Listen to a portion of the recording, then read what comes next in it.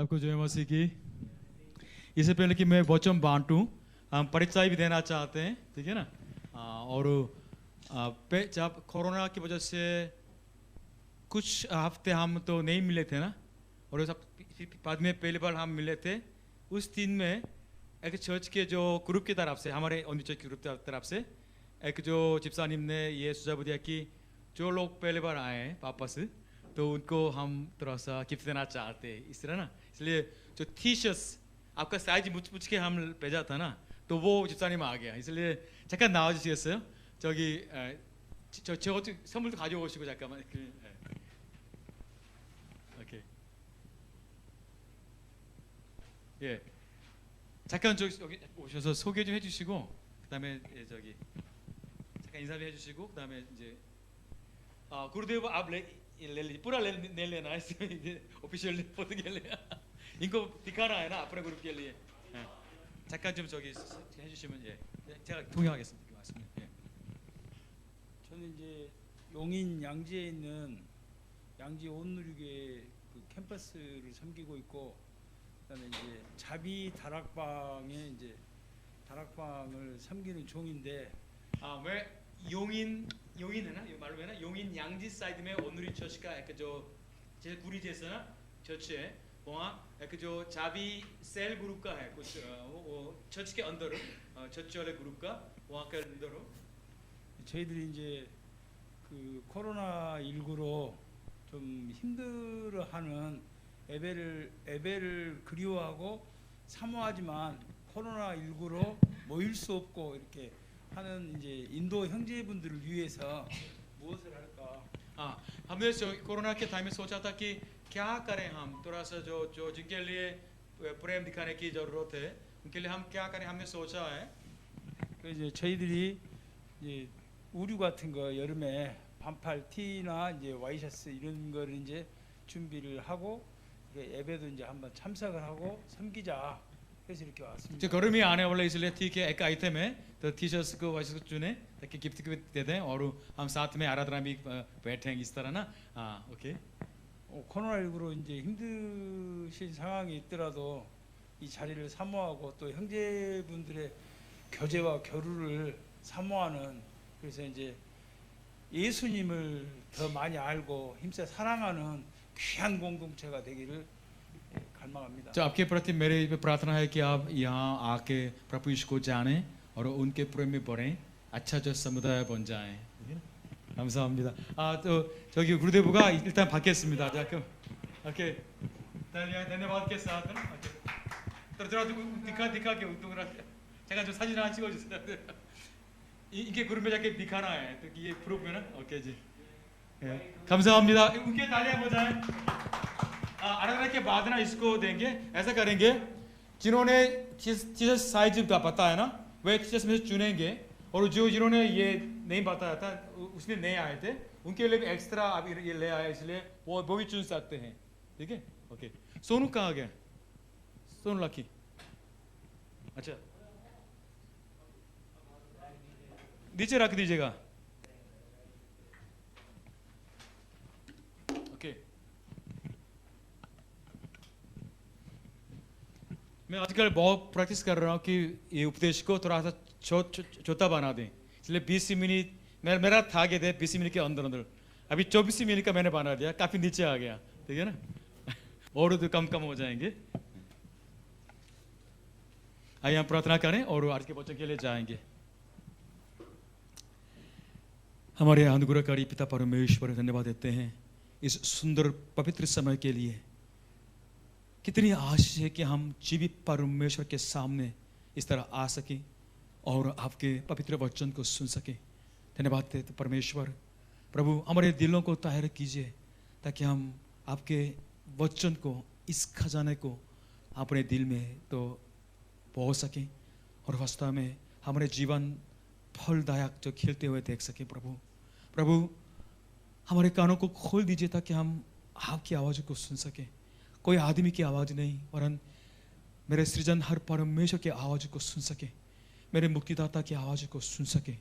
प्रभु परमेश्वर, मेरे दिल को भी तैयार कीजिए, मेरे कान को भी तैयार कीजिएगा और मेरे आंखों को भी खोल दीजिए ताकि हे मेरे परमेश्वर, मैं आपको देख सकूं, आपकी महिमा को देख सकूं। प्रभु प्रभु के नाम से प्रार्थना करते हैं, सुने ग्रहण करें, आमीन।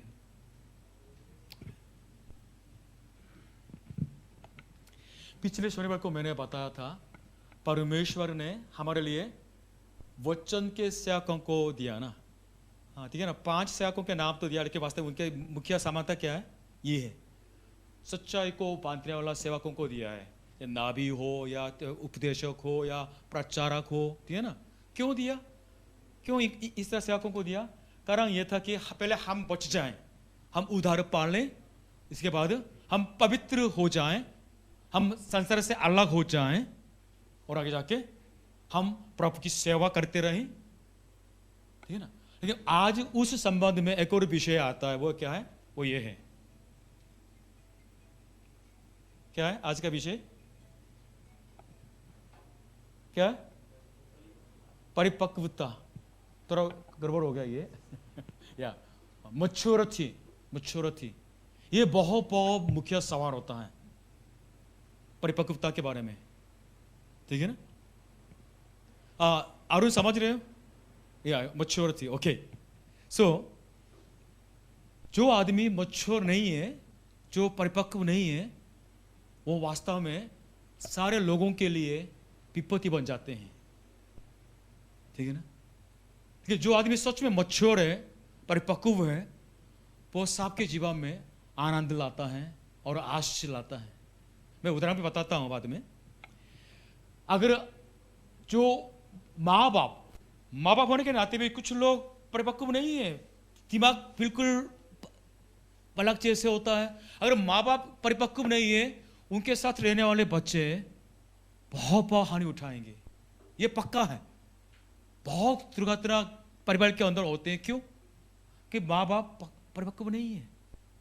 अगर पापा गुस्सा वाले हैं, वो 1 सेकंड भी के अंदर गुस्सा दिखाता है, चिल्लाता है, तो बच्चों का तो हाल तो अब थोड़ा कल्पना कीजिए। गया बच्चों की जो बिल्कुल जवानी तो खराब हो जाते हैं वास्तव में ऐसे माँ बाप से। उल्टा अगर बच्चे इतने पढ़ाने के बाद भी अगर परिपक्व नहीं हो गया, तो माँ बाप के दिल के अंदर इतनी पीड़ा जिंदगी भर रख के रहते हैं ना, वास्तव में जिंदगी भर की पीड़ा बन जाती है वास्तव में। इस तरह है। इसलिए परिपक्व होना न केवल अपने लिए वरन दूसरे के लिए भी, दूसरे के जीवन को आशीष करने के लिए बहुत जरूरी है। और कभी ये मत सोचे कि मैं सिद्ध हूं, ठीक है, मैं मेरा इतना थी। नो, अपने को परखना है, चाहे आप शादीशुदा हो या न हो, चाहे बुढ़ापे में हो या न हो, कोई बात नहीं। अपने को हर वक्त कदम कदम में अपने को परखना है और सही चल में अपने जीवन को ले चलना है। आमीन। हम मानते हैं ना। हाँ, कोई नहीं है जो 50 के बाद मैं बिल्कुल सिद्ध हूं या 60 के बाद। नो, बुजुर्गों के अंदर बहुत कमियां होती है, बहुत पाप दिखाई देता है, न केवल बच्चों के अंदर। इसलिए ये परिपक्वता का विषय हम सबके लिए और हमारे जीवन भर के लिए विषय होता है। आमीन, आमीन। इस तरह हम साथ मन में रखते हुए थोड़ा आगे चलेंगे। आज के वचन इसलिए सिर्फ 4 पद है, इफिसियों की 4 अध्याय 13 से 16 तक। मैं पहले पढ़ूंगा। जब तक कि हम सबके सब विश्वास और परमेश्वर के पुत्र की पहचान में एक न हो जाएं और एक सिद्ध मनुष्य न बन जाएं और मसीह के पूरे दिल दौड़ तक न भर जाएं। अब मिलके पढ़िएगा।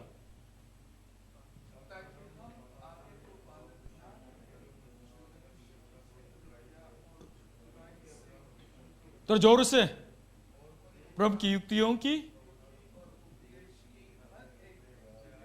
उछाले और मेरा वरन प्रेम में सच्चाई से चलते हुए सब बातों में उसमें जो सिर हैं अर्थात मसीह में बढ़ते जाएं। सब मिलके पढ़ें। जिससे सारी देह हर एक जोड़ की सहायता से एक साथ मिलकर और एक साथ गठ कर उस प्रभाव के अनुसार जो हर एक भाग के परिमाण से उसमें होता है, अपने आप को बढ़ाती है कि वह प्रेम में उन्नति करती जाए। आमीन। 3 प्रश्न है, 3 पॉइंट है। फर्स्ट वन क्या है? परिपक्वता क्या है? What is maturity? पहले परिभाषा होना चाहिए ना, तो ठीक से उसके अनुसार चल सकते हैं ना। तो परिभाषा क्या है? What is concept of maturity? इसमें 13 पद में आप देख सकते हैं आराम से। इसको वर्णन करने वाले 3 सिद्धांत होते हैं। मैच्योरिटी होता क्या है? मैच्योरिटी ये है, विश्वास और पहचान में एक हो जाना, मतलब ज्ञान और विश्वास, चाल चलन में, चरित्र में एक हो जाना। क्यों? अगर जिसके पास ज्ञान तो है लेकिन सही चाल चलन नहीं, सही विश्वास नहीं, वो ज्ञान तो वो मृतक है, मरा हुआ है, कोई काम का नहीं है। थोड़ा देख लीजिएगा, संसार में इतने ज्ञानी लोग होते हैं, इतने पढ़े लिखने के बाद भी इतना भयंकर जो पाप कर देते हैं ना, गिर जाते हैं, जीवन नष्ट हो जाते हैं। क्या करेंगे? ज्ञान से हम नहीं बता सकते वो परिपक्व है। थोड़ा अलग बात होती है ना, ठीक है ना। ज्ञान और वो चरित्र, या आज के वचन के अंदर प्रभु यीशु मसीह को जानना, पहचानना और उन पर विश्वास करना, दोनों जो एक हो जाते हैं जिसके अंदर, वो परिपक्व है। इसलिए विश्वास होने के नाते हम भी अपने को परखते हैं। मैं सिखाता हूं, ठीक है, मैं वचन बांटता हूं ना, वाह, लेकिन अगर मैं जिंदगी परिवार के अंदर जैसे मैंने सिखाया ऐसा मैं जीऊंगा, मैं क्या है? मैं मूर्ख हूं, मैं पाखंड हूं, मैं तो कुछ नहीं। समझ गया ना? दूसरा क्या है सिद्धांत? सिद्ध मनुष्य बनना। परिपक्व बनने का मतलब सिद्ध मनुष्य होने की तरफ जाना है। ये नहीं कह रहा हूं कि अभी इस वक्त आई एम परफेक्ट, नहीं कह सकता हूं, मैं सिद्ध नहीं हूं, लेकिन जब प्रभु यीशु को मैं जानता हूं, सीखता हूं, उनके वचन पढ़ता हूं, तब मैं अपने को सुनने लगता हूं, ठीक है ना, अपने को परखने लगता हूं, मेरा पाप दिखाई देता है, मैं पछतावा करता हूं, मैं कहां जा रहा हूं? प्रभु यीशु को जब से मैंने पाया है, मैं कहां जा रहा हूं? सिद्धता की तरफ मैं जा रहा हूं, ठीक है ना, ठीक है ना। कब 30 साल पहले प्रभु यीशु को पाया है और अभी भी मैं इसी राह पर मैं चलता हूं। हाँ, जरूर मैं मानता हूं मेरे अंदर बहुत कमियां हैं, पापी है, लेकिन वापस नहीं जाता हूं। हालेलुया। क्योंकि उनकी बुलाहट है, परमेश्वर की बुलाहट किधर है? सिद्धता की तरफ। इसलिए जैसा वे दिखाते हैं, जैसे बताते हैं, मैं उधर चलता हूं। हालेलुया। और तीसरा परिपक्वता क्या है? मसीह के पूरे दिल दौड़ तक भरना, मतलब नमूना है, नमूना, ठीक है ना। नमूना, अगर जो खिलाड़ी हो ना, खिलाड़ी जो क्रिकेट खिलाड़ी, ठीक है ना, ये बच्चे हैं खिलाड़ी बनना चाहते हैं, अगर सिर्फ जो कैसे क्या बोलते हैं हरियाणा लेवल का वो ऐसे खिलाड़ी को नमूना रखें, बस वहां तक बढ़ेगा ना, वहां तक पहुंच गया थी, बस हो गया मैं। लेकिन अगर सचिन को बना दिया तो बस ये अलग कहानी हो जाती है ना, तो कितने जिंदगी बार वो बिल्कुल करना पड़ता है। इस तरह परमेश्वर ने हमारे नमूना रखा है, किसको? मसीह को, जो निष्पाप है, निर्दोष है, परमेश्वर का पुत्र है, पवित्र है, इतना प्रेमी है, अपने जिंदगी को, अपने जीवन को पापियों के लिए दे दिया है, निर्दोष को बहा दिया है। ऐसे व्यक्ति को हमारा नमूना बना दिया है। तुम न केवल उधार पालो वरन भरो, कहां तक? प्रभु यीशु के समानता में भरो। 3 समझ रहे ना? परिपक्वता क्या है?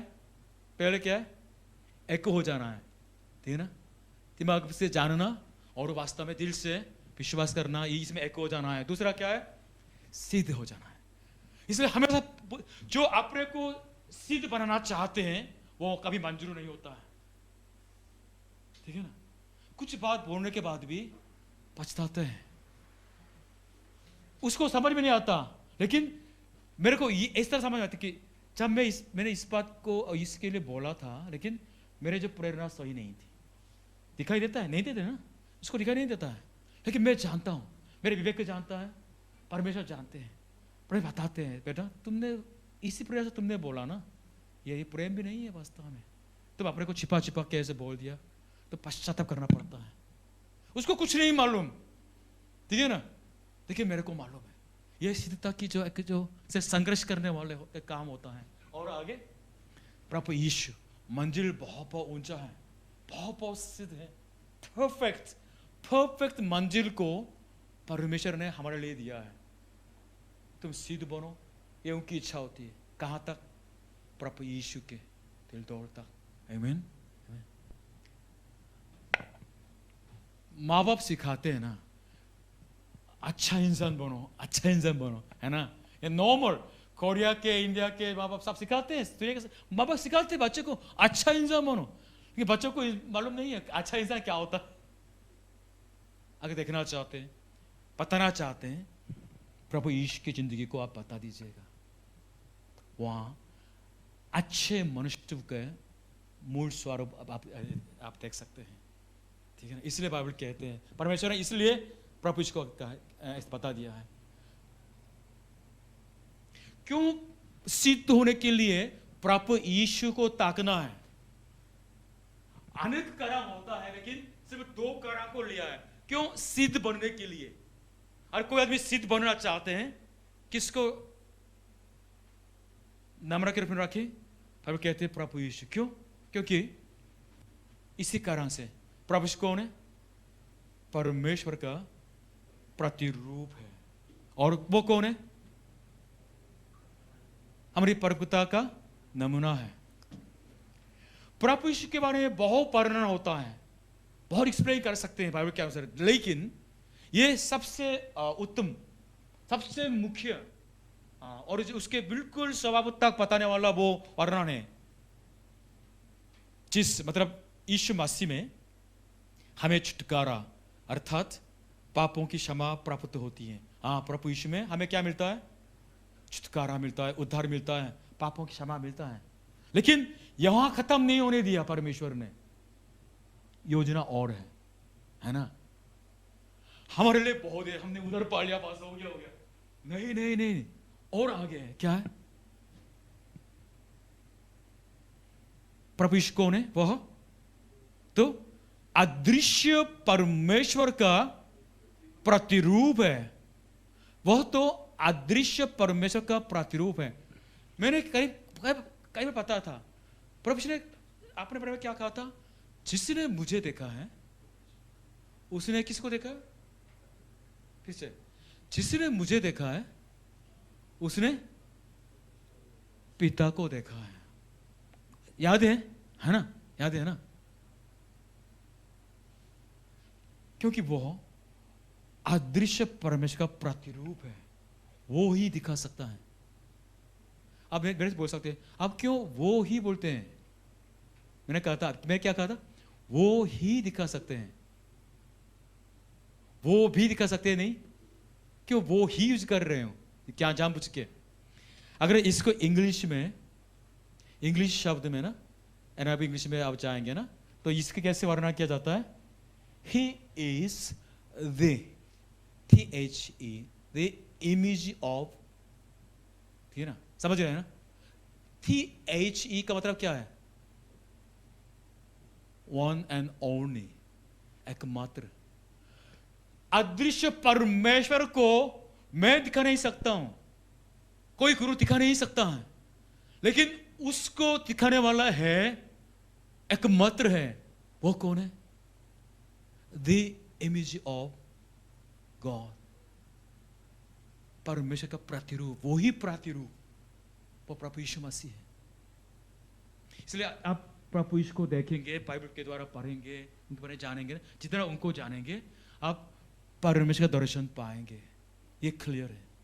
और दूसरा, जो जब प्रभु यीशु के पास लोग आते हैं, निकट आते हैं, तब हमारे अंधेरा दिखाई देता है, वास्तव में कमजोरी दिखाई देती है, पाप दिखाई देता है। तो क्या करते हैं? पश्चाताप करना पड़ता है, अपने छाती पीटना पड़ता है। मैं इतना सड़ा हुआ इंसान हूं, मैं इतना गिरा हुआ इंसान हूं, है परमेश्वर मुझ पर दया कर, मेरे को क्षमा कर, मेरे को बचा ले। ये वो भावना आ जाता है, ठीक है ना। इसी प्रोसेसर से आदमी सही हो जाते हैं। थोड़ा बताऊं, चर्च के इतिहास में बहुत बहुत संत लोग होते हैं, बहुत बहुत जिनके चाल चलन में, चरित्र में, बोलने में बहुत सीधता दिखाई देते हैं। हम तो उनके निकट में जाने से भी डरते हैं। बहुत बहुत सीधे बन गया, बन चुका है, ऐसा दिखाई दे रहे हैं, ऐसा बोलते हैं। लेकिन उनके जो अपने आप जो लिपि में क्या है, उन्होंने अपने को कीड़ा के रूप में बताया। मैं इतना गंदा इंसान हूं। क्या क्या क्या क्या मतलब होता है? बाहर में इतना तो सुंदर, लेकिन उनके अंदर अपना अंगीकार क्या है? इतना गिरा हुआ इंसान जैसा। हाँ, ये दोनों सही है। जैसे रोमियो की किताब 7 अध्याय के जो अंत में जाएंगे, पौलुस प्रेरित प्रभु यीशु के चेलों में से सबसे उत्तम, सबसे महान जो दास था, प्रभु को आंखों से देखा है, अनुभव किया है, उनकी आवाज सुनी है, इतनी किताबें लिखी बाइबल के अंदर, इतने चमत्कार उनके प्रार्थना के द्वारा आ गया था। फिर उसने क्या कर किया?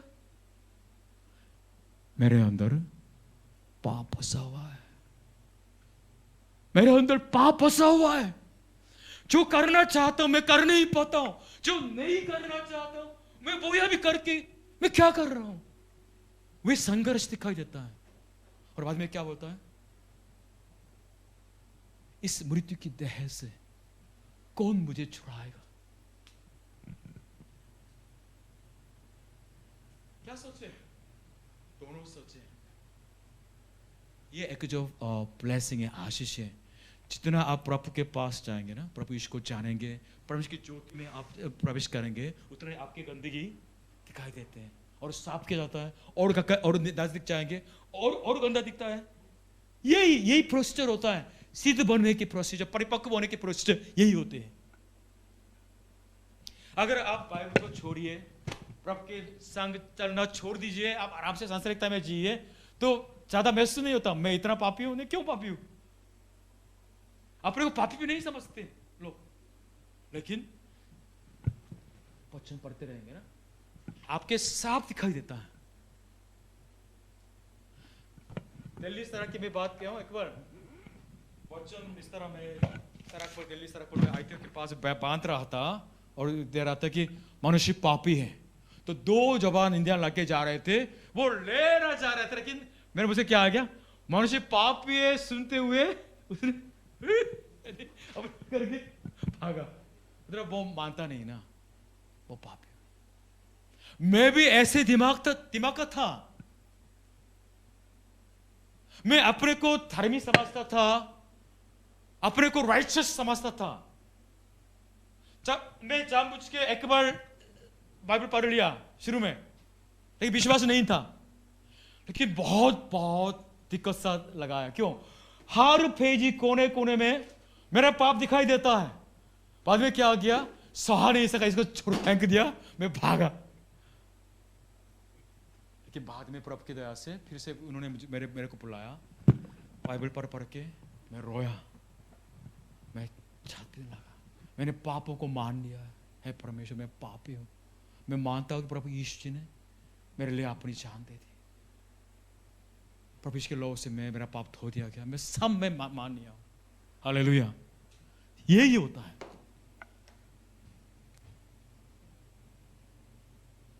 दूसरा, क्योंकि किन लोगों को उसने, मतलब परमेश्वर ने पहले से जान लिया है, उन्हें पहले से ठहराया भी है कि उसके पुत्र के स्वरूप में हों। देखिएगा, सिर्फ संसार के लोग या कुछ धार्मिक लोग भी उधर पाने को अंतिम उद्देश्य समझते। उधर पाना है, बस उधर मुक्ति पाओ, मोक्ष पा लो, ठीक है ना, बस यही। लेकिन बाइबल क्या सिखाती है? हाँ, जरूर बताते हैं छुटकारा पाना है, पाप क्षमा पाना है, लेकिन यहां नहीं रुकते हैं। क्या है परमेश्वर की योजना? क्या है? बचे हुए लोगों को परिवर्तित करना चाहते हैं। किसके स्वरूप में? किसके स्वरूप में? उसके पुत्र। ये कौन है? प्रभु यीशु के स्वरूप में उनको चेंज करना चाहते हैं। मतलब जो पापी हैं उनको बचा के शुद्ध करके उनके अंतरिम मनुष्यत्व भी साफ बदलना चाहते हैं। ये पहले जो यहाँ इजिप्ट आने से पहले बहुत गंदा था, ये बहुत पुराना बिल्डिंग, लेकिन क्या है, बहुत सफाई, पेंटिंग हो गया, इंटीरियर हो गया, इतना सुंदर हो गया। इससे और ज्यादा हमारे दिल को सुंदर करना चाहते हैं। आमीन। ये परमेश्वर की योजना है। कभी समझा ऐसे? परमेश्वर आपको शुद्ध करना चाहते हैं और आपको परिवर्तित करना चाहते हैं। इसलिए मसीहत कोई ऐसे रिलीजन का मामला नहीं है। मसीहत क्या होता है? आंतरिक परिवर्तन का मामला होता है। आदमी की आत्मा भी बदल जाती है। हालेलुया। ये चाहते हैं परमेश्वर। ठीक है, आपको बचाना चाहते हैं, आपको मुक्ति देना चाहते हैं, लेकिन न क्या नहीं आता। उनके फुले थोड़ा सुन लीजिएगा। The most holy, the most beautiful person in this universe, इस ब्रह्मांड के अंदर सबसे पवित्र, सबसे धर्ममय व्यक्ति है प्रभु यीशु। उनके समानता में, उनके सिद्धता में हमको परिणत करना चाहते हैं। परमेश्वर की इस योजना को जानते हुए मैं खड़े हो नहीं सकता।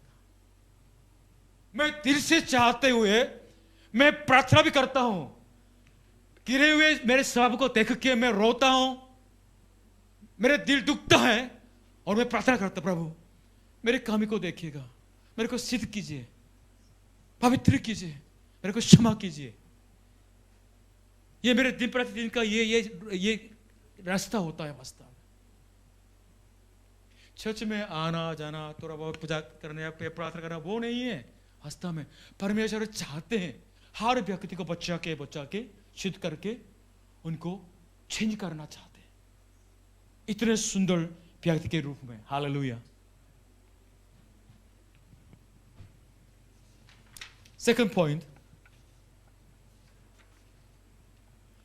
ठीक है, पवित्रता क्या है? तो हमने सोचा ना, तो पूछे उल्टा, आप पवित्रता क्या है? इमैच्योरिटी क्या है? बहुत बार बोल सकते हैं, लेकिन आज के वचन के द्वारा एक शब्द मेरे दिमाग में आया। क्या है? एक शब्द, बालक जैसे व्यवहार करना। बस बाइबल के अंदर दो तरीके से वर्णन है। बच्चे को सकारात्मक रूप में तो यूज करते हैं। वास्तव में अगर बच्चे से नहीं बनेंगे तुम स्वर्ग राज्य में प्रवेश नहीं कर पाओगे, इस तरह उदाहरण देने के लिए बच्चे को यूज करते हैं प्रभु। लेकिन दूसरे तरफ क्या है? बालक के अंदर मूर्खता है, ज्ञान नहीं है। इधर खींचेंगे इधर जाएगा, उधर खींचेंगे उधर जाएगा। इसलिए हम आगे को बालक न रहें, बालक जैसे मत पढ़ने के लिए यह बोला गया। इसलिए आप परिपक्वता क्या है? इमोशनल क्या है? Behaving like children. यहां बालक का मतलब क्या होता है? जिसके अंदर ज्यादा बुद्धि नहीं है, निर्बुद्धि व्यक्ति को कहते हैं। दूसरा और इसे ऊंचा क्या है? जिसके अंदर परमेश्वर की दृष्टि नहीं है। अगर परमेश्वर की दृष्टि नहीं है, जैसे परमेश्वर सोचते हैं उसके उस दृष्टि नहीं देख पाते हैं, वो बालक है।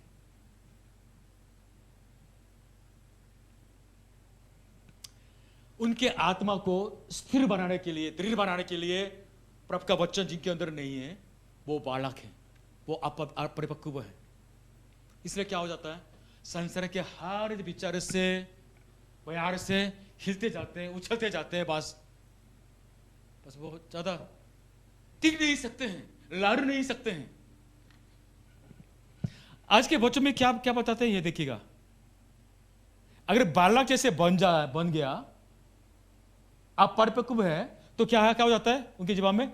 मनुष्यों की ठग विद्या और चतुराई से, उनके भ्रम की युक्तियों की, उपदेश की, हर एक बयार की, कोई भी तूफान से आ जाते हैं तो सारे इसको उछलते हैं, वो तो घुमाए जाते हैं। बस यही हालत होता है। लेकिन जो परिपक्व है वो दिल के अंदर परमेश्वर का वचन होता है, इसलिए वो हिलते नहीं है। चाहे संसार भी कुछ भी कहें वो सामना करके जा सकते हैं। समलैंगिकता, होमोसेक्सुअलिटी सुना ना, बहुत लोगों के दिमाग में अभी क्या है, प्रभावित हो चुका है। कुछ लोग सोचते हैं ये क्या सचमुच में बुरा है, कुछ लोग उस पक्ष में गया, ऐसे गलत पापी करता है। लेकिन कुछ लोग यार ज्यादा तो कोई बात नहीं, ये चॉइस तो नहीं, इस तरह दिमाग में धीरे धीरे मनुष्य दिमाग प्रभावित हो चुके हैं। जो सही मूल्य से चलने वाला इंडिया भी बहुत प्रभावित हो चुका है ना। सुप्रीम कोर्ट ने हाँ कर दिया ना। क्या मतलब है? मनुष्यों की ठग विद्या से, चतुराई से, भ्रम की युक्तियों से, उपदेश से हिल जाते हैं। हिल गया इंडिया, हिल गया कोरिया, हिल गई अमेरिका, यूरोप हिल चुकी है। क्यों?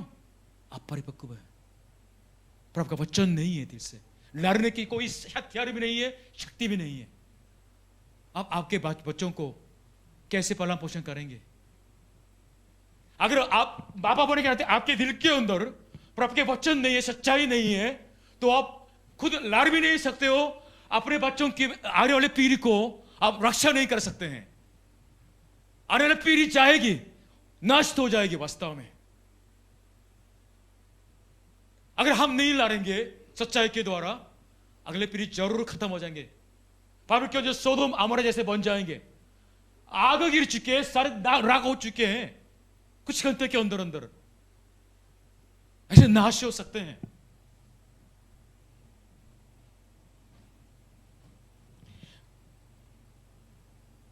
सॉरी, क्योंकि इंडियन फेलोशिप है ना, इसलिए मैं इंडिया की उदाहरण दे रहा हूं, ठीक है ना। ये नहीं कि कोरिया सीधे नहीं, यहां बहुत पाप होता है। लेकिन थोड़ा नास्तिक महसूस होने के लिए ना और लागू करने के लिए मैं ये उदाहरण दिया है। आपको बुरा लगा तो माफ करना, ठीक है ना। लेकिन मैं जानबूझ के इंडिया फेलोशिप इसलिए मैं कह रहा हूं, और ये हमारे संबंध में है ना। परिवार का मामला भी हो सकता है, कोई रिश्ते के मामला भी हो सकता है, या आगे जाके आपके बच्चों के शादी के मामला भी हो सकता है। इसलिए इंडिया के अंदर हर साल में 8,000 जो लोगों की लेडीज की मौत हो जाती है, ये दहेज के चक्कर में चला देते हैं ना जिंदा। हाँ, क्या है ये? अपरिपक्वता है। लालच को, पैसे के लालच को रोक नहीं सकता है, कंट्रोल नहीं कर पाता है। अगर माँ बाप ऐसे वाले हैं, कम से कम तो बेटा तो सही होना चाहिए ना। बेटा भी अपरिपक्व है, इसलिए बेटा इस तरह मूर्ख बन के अपने पत्नी की जान की रक्षा भी नहीं कर पाते हैं। वो इस पक्ष में जाता है तो सारे खानदान जेल में डाला जाते हैं। ये आम बात होती है ना वास्तव में। पैटर्न बिल्कुल सेम होता है, आग जला देते हैं और पुलिस से आते हैं, सब पकड़े जाते हैं। कब तक ये चलेगा? कहां बदलाव होना चाहिए? मनुष्य के इसके अंदर, दिल के अंदर सच्चाई होनी चाहिए। इस पाप को पाप कहने वाला वो सामर्थ्य आना चाहिए, इस पाप को पाप कह के डरने वाला वो सामर्थ्य होना चाहिए। ये सामर्थ्य कहां से आती है? आदमी के दिल से नहीं आती है, सच्चाई से आती है। जो सच्चाई को समझ लेते हैं, इन गलत तरीके के परंपरा से लड़ सकते हैं, खत्म कर सकते हैं। फिर आपके पास बेटे हैं, बेटे की शादी होने वाली है, तो आप क्या करेंगे? पैसे गिनती करेंगे या बिना पैसा देख के वो लेडी नहीं ले सकते हैं? उसके पालन पोषण के लिए कितने साल उनके माँ बाप ने मेहनत किए, सेक्रीफाइस किया है, कितना अंश बहा लिया है, उनके ऊपर और आप बोझ डाल रहे हो, पैसों का बोझ। हमने बहुत नजदीक से देखा आंखों से। हम आगरा में रहते थे, एक जो कंपाउंड के अंदर पड़ोसी लेडी थी, वो स्कूल टाइम में था पढ़ाई में और एमए तक कर दी थी, लेकिन शादी हो गई, उनके बाप गुजर गया था, इसलिए माँ और जो भैया बस यही ना, इसलिए जो खानदान के बीच से डाउन गया ना, काफी जा चुके हैं, ज़्यादा पैसा नहीं था, अच्छा घर तो था, होती था, शादी बहुत दूर तक गई, सच लेकिन वो लड़का लगातार पैसे मांग रहा है। इसे उनके जो बेचारा जो भैया कम से कम महीने में 20,000 कमा के बचा के वो बेचता था, लेकिन ये मंजूर नहीं है। बाद में एक खा को मांगा, खा कैसे दे नहीं सकते हैं ना, मुश्किल से वो कि टूरिस्ट का काम वो करता है ये भैया, तो दे नहीं सका ना। बाद में पिटाई शुरू होने लगे, बहुत पिटाई हो गई, ये माँ बोने वाली थी, पिटाई हो गई, बेहोश हो गए और उसने ले गया उनको। बाद में तलाक हो गई, बस एक बार तलाक हो चुकी है और वो अकेले बेटा के साथ रहती है उस कंपाउंड के अंदर, और किसी लड़का से प्यार हो गया, लेकिन लड़का भी अपरिपक्व है। ये भी कुछ साल देने के बाद वो कहीं चला गया, खबर भी नहीं देता है, कोई जिम्मेदारी नहीं, कुछ नहीं। 2 times जिंदगी बहुत खराब हो गई है।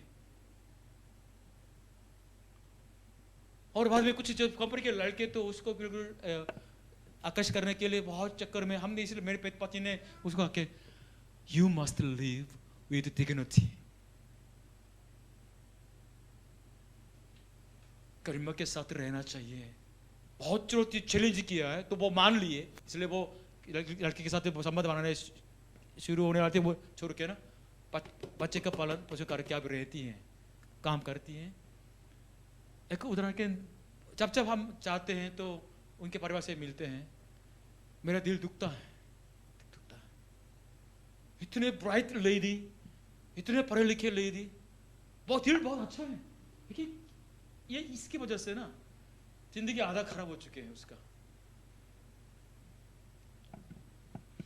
इसलिए मैंने कहा था कि अगर आदमी अपरिपक्व है, न केवल उसके जीवन खराब हो जाता है, वरन उसके परिवार, बच्चे, पड़ोसी जो चारों तरफ है, बहुत जिंदगी खराब जा सकता है।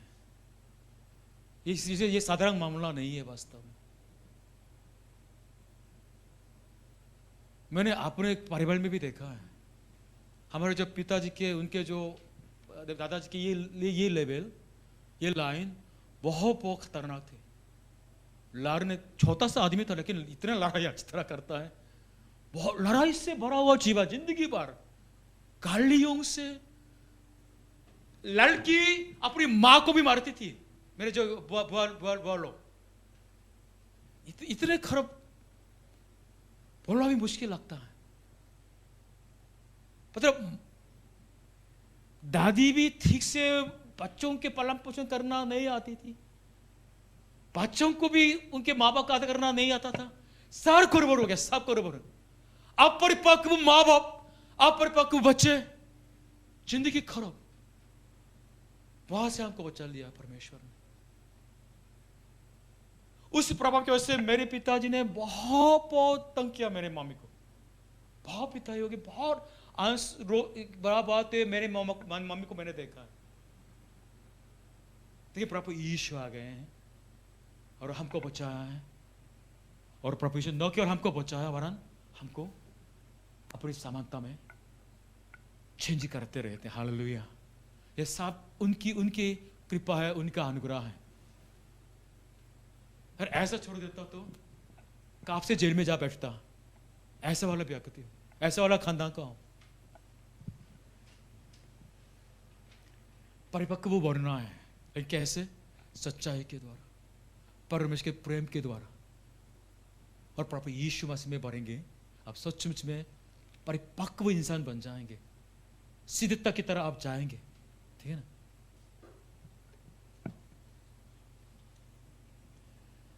प्रभु यीशु ने खुद कहा, और सत्य को जानोगे और सत्य तुम्हें स्वतंत्र करेगा। और कुछ लाइन के बाद ये कहा कि सो यदि पुत्र, ये कौन? प्रभु यीशु सब कहते हैं, यदि पुत्र तुम्हें स्वतंत्र करेगा तो सचमुच तुम स्वतंत्र हो जाओगे। ये सत्य कौन है? बाइबल के अंदर इस तरह प्रश्न नहीं पूछते हैं, व्हाट इज ट्रूथ, सत्य क्या है, ये नहीं पूछते हैं।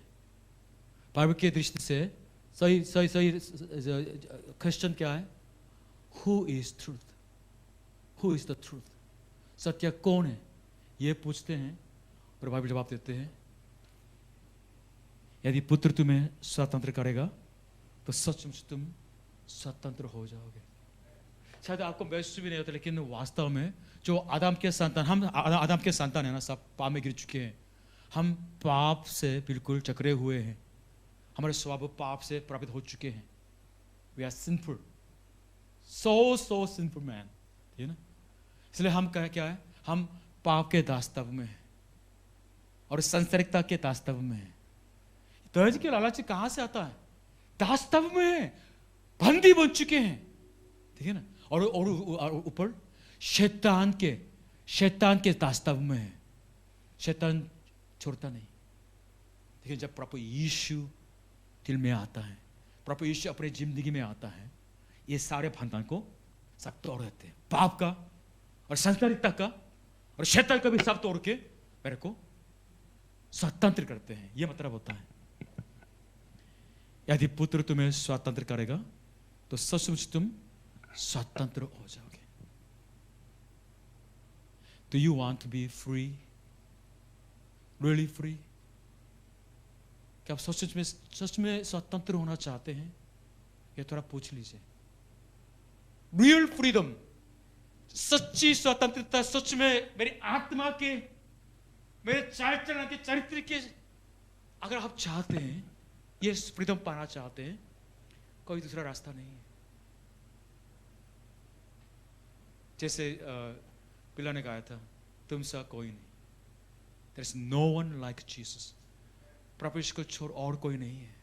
प्रभु यीशु ही पापियों को स्वतंत्र कर सकते हैं। आमीन। अंत में लास्ट क्वेश्चन, परिपक्व जीवन कैसे जीना है? यहां पढ़ेंगे ना, 3 मुख्य शब्द दिखाई देता है परिपक्व जीवन जीने के लिए। To live mature life, there are 3 principles here। क्या क्या है? कैसे जीना है? कैसे जीना, परिपक्व जीवन जीना है? प्रेम में जीना है। इससे पता क्या है? जो कोई भी आप बोलें, जो कोई भी आप कार्य करें, अगर उसकी प्रेरणा प्रेम नहीं है तो आप गलत कर रहे हैं। आप धोखा दे सकते, लेकिन वो धोखा नहीं खाए थे ना। इसलिए मेरा सब कुछ क्या प्रेम से वो जुड़े हुए कि नहीं, ये पूछना है। और सच्चाई से सत्य को जानना है। सत्य को जान के इसके अनुसार चलेंगे, आप सचमुच से परिपक्व हो सकते हैं। और तीसरा, प्रभु यीशु मसीह में बढ़ना है, क्योंकि वो मंजिल है, वो मंजिल है, वहां तक बढ़ना है, वहां तक बढ़ना है। एक दिन सोनू महाजन ने कहा था कि मनुष्यत्व के बारे में क्या है ना, हॉस्पिटल से बाहर आ रहे थे। हाँ, उनके जो पहचान के लिए मैं धन्यवाद करता हूँ। हाँ, बहुत मुख्य सार होता है मनुष्यत्व, कैसा इंसान बनना है। लेकिन बाइबल क्या कहते हैं, क्या सिखाते हैं? इंसान सच्चे मनुष्यत्व होने के लिए प्रभु यीशु मसीह के द्वारा। और अंत में ये है, 꺼져버렸는데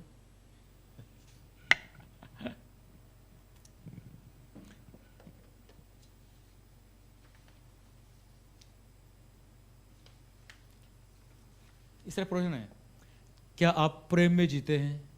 क्या आप सच्चाई से चलते हैं? क्या आप मसीह में बढ़ते हैं? ये 3 प्रश्न होता है परिपक्व जीवन जीने के लिए। इसलिए एक तरह से पूछ सकते हैं, क्या आपने उसी के प्रेम को जान लिया है? परमेश्वर का प्रेम, जो परम प्रेम है, उस प्रेम को जान लिया कि नहीं? जिसने उस प्रेम को जान लिया है, वो प्रेम कर सकते हैं दूसरे से और परमेश्वर से, ठीक है ना। परमेश्वर ने क्यों हमको बचाया, क्यों हमको बुलाया? प्रेम के लिए है, ये नहीं सेवा के लिए। सेवा भी सेकेंडरी है, प्रीचिंग, टीचिंग, ये सब सेकेंडरी थिंग है। मिनिस्ट्री, सेवा, ये सब सेकेंडरी है। धोखा मत खाइए। चर्च में आप बिजी हो सकते हैं, ओके गुड, ये भी सेकेंडरी है। मुख्य क्या है? सदा के लिए न बदलने का वो क्या है? वो ये कि लव, प्रेम करने के लिए परमेश्वर ने हमको बचाया हमको बुलाया। आमीन। इसलिए हमेशा पूछना है, Am I loving my family? Am I loving my wife? Am I loving my children? पूछना है। Am I loving God with all my heart? मेरा संपूर्ण दिल से मैं परमेश्वर का प्रेम करने वाला हूं कि नहीं, ये भी पूछना है। अगर कोई ध्यान नहीं देता है, ध्यान ज्यादा पैसों के लिए देता है, तो आप गड़बड़ है, बहुत गड़बड़ है। जो यहाँ पैसा कमाने के लिए जो आए हुए भाई लोग हैं, आप नहीं, कुछ भाई लोग हैं, उनकी जगह बहुत गौरव मैंने देखा है। पत्नी मरने वाली थी, इंडिया नहीं चला गया, पहले से बीमार थी, वो ये पलंग में पड़ी हुई थी काफी साल, वो मरने वाली थी। हमने देखा कि तुम जानते को जाना है ना, गुस्सा आ गया। बोला नहीं, कहते लेकिन यार क्या क्या बन गया ये, इतना पैसा कमाते पत्नी मर रही है, लेकिन यहाँ कोरिया में या ये बहुत ज्यादा इस तरह बन जा सकता है। इसलिए पूछना है, क्या मैं परमेश्वर प्रेम करने वाला, क्या मेरे पड़ोसी से अपने साथ मैं प्रेम करता हूं, पूछना है। दूसरा, क्या सच्चाई से जीते। संस्था से लड़ने के लिए अगर आपको सच्चाई की कमी होती है, बाइबल पढ़े, इससे शैतान भी भाग जाता है। आमीन। इस वचन से शैतान भी भाग जाता है। शैतान कुछ नहीं कर सकता है प्रभु के वचन से, क्योंकि ये आत्मिक तलवार है, आत्मिक तलवार है। और तीसरा, क्या मसीह में बढ़ते हैं, प्रभु यीशु मसीह के स्वरूप को आप देखेंगे, अब दूसरी तरफ नहीं मोड़ेंगे। लास्ट में ये है, परिपक्वता ज्ञान की मात्रा नहीं है ना, कितना जितना ज्ञान वो नहीं है। ज्ञान का मतलब नहीं है, मतलब चरित्र परिवर्तन का मतलब होता है। प्रभु यीशु को पालें और प्रभु यीशु के अंदर आप परिवर्तित हो जाएं। आपके दिल बदलने के लिए परमेश्वर आपको बुलाते हैं। आमीन। हम दूसरा परिपक्वता, इसका शुरुआत क्या है, मसीह का प्रेम। परमेश्वर के प्रेम की चौड़ाई, लंबाई, ऊंचाई, गहराई, उसको जानने के लिए, मसीह के प्रेम को जानने के लिए, प्रभु के प्रेम में बने रहने के लिए, जड़ रखने के लिए, इस तरह बाइबल में बोला गया ना, हमने सुना है कुछ हफ्ते पहले। जिनके अंदर परमेश्वर का प्रेम आ जाता है, वो दूसरा नहीं करता है, प्रेम ही करता है। एक लेडी थी, कोरियन लेडी, जो चर्च में आती थी, लेकिन उसके साथ किससे संबंध बहुत खराब हो गया। वो उस व्यक्ति से बहुत घृणा करने लगी। She hated the person, बहुत घृणा करने लगी। तो उस चर्च में एक जो प्रचारक आ गया था, एक प्रचारक आ गया और वचन बोला है, और वचन बहुत अच्छा था, लेकिन उनको खिलाने के लिए ये लेडी जो एक गाड़ी में बिठा के ले जा रही थी, तो प्रचारक ने देखा कि कुछ समस्या है उनके, बहुत अंधेरा उदास दिखाई देते ना। तो बात सुनी ये कि वो किससे बहुत घृणा करते हैं और वो क्षमा नहीं करना चाहते हैं। तो उन्होंने कहा, बहन, प्रभु के प्रेम से उनको क्षमा करो, उनको घृणा मत करो, वरन उनको प्रेम करो। ये उन्होंने आज्ञा भी दी थी, लेकिन वो मान लिया नहीं। इतना कठोर हो गई थी। साल बीत गया, कुछ साल के बाद ये प्रचारक दूसरे चर्च में जाके वचन बांट रहा था, तो ऐसे जो फेमिलियर लेडी पीछे बैठी हुई दिखाई दी, वही लेडी थी। तो इस बार बहुत खराब थी, क्या दुष्ट आत्मा आ गई। ये एक जो रिवाइवलिस्ट प्रीचर के जो ये गवाही से मैंने सुनी है, अभी भी याद है, क्योंकि परमेश्वर प्रेम है, तो शैतान क्या है, घृणा है। जितना घृणा डालते रहेगा, क्षमा नहीं करता रहेगा, तो आप द्वार खोलते हैं किसकी तरफ, शैतान की तरफ। तो आपकी जिंदगी में आत्माएं बहुत खराबी आ जाएंगी। वास्तव में परमेश्वर को जो प्रेम को जानते हैं, वो सचमुच में प्रेम करने लगते हैं। और अंत में, लास्ट में, परिपक्वता क्या है, आत्मसमर्पण है। बाइबल का परमेश्वर, उनका टाइटल बहुत है, लेकिन एक टाइटल है मैं पसंद करता हूँ कुम्हार, God is potter, God is potter.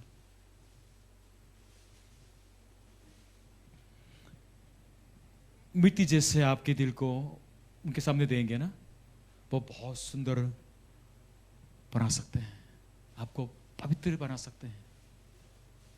परमेश्वर चाहते हैं कि आप उनको आपके दिल दे दें ताकि वो आपको छुएं, आपको शुद्ध करें, आपको बचाएं, आपके जीवन, आपके अंदर अनंत जीवन भी डाल दें और अपने बेटे की समानता में आपको ले चले।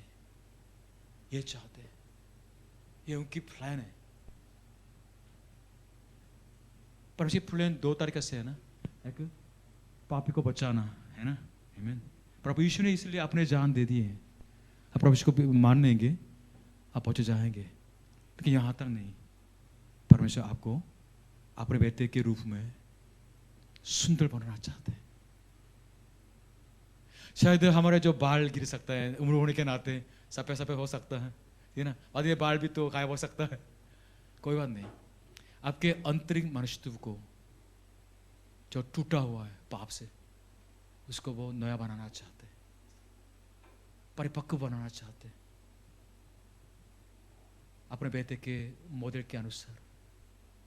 ये आशीष आप सबको मिले, आमीन। आइए हम प्रार्थना करते हैं। हम थोड़ी सी प्रार्थना कर सकते हैं क्योंकि आप खुद सृजनहार तो नहीं है ना। ऐसा कोई है कि मैं गॉड हूं, नहीं ना। तो ये मान लेते हैं कि ठीक है, मैं तो सृष्टि हूं, ठीक है। तो आपके सृजनहार परमेश्वर के सामने आप प्रार्थना करें, हे परमेश्वर, मेरे अंदर बहुत गिरावट है, पाप का प्रभाव है। हे परमेश्वर, मेरे अंदर से पाप को उखड़ के फेंक दीजिएगा। अगर आप चाहते तो प्रभु यीशु के लहू पर विश्वास करते हैं, हे प्रभु यीशु, मेरे दिल के अंदर जो पाप है, गंदगी है, आपके लहू से शुद्ध कर दीजिए। आप प्रार्थना कर सकते हैं, विनती कर सकते हैं, ठीक है ना।